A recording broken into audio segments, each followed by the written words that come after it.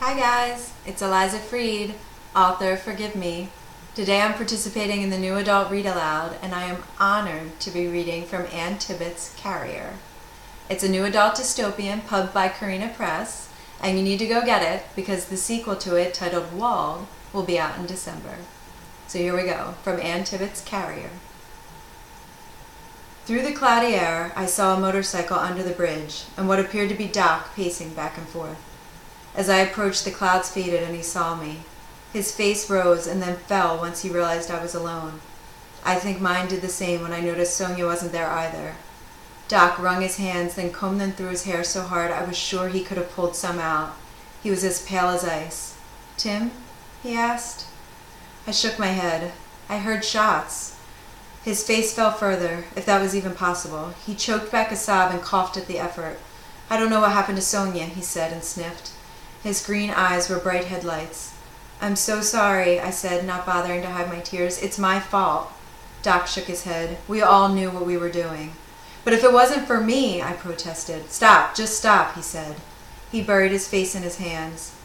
My heart moved without my mind's permission. I crossed to him and swept his body into mine, wrapping my arms around his neck, pressing my body against his and touching my cheek to his face.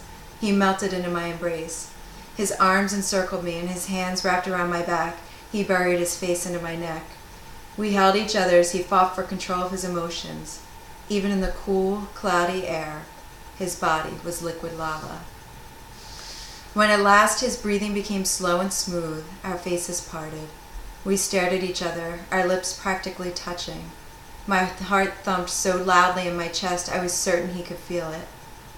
"Naya," he whispered. With effort, I pulled away and took a step back. He weighed my every move with hawk-like precision, waiting for my reaction.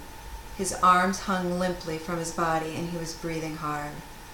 It took a minute, but I realized I was breathing hard too. He seemed just as scared of what I might do as I was. I stood there, stupefied.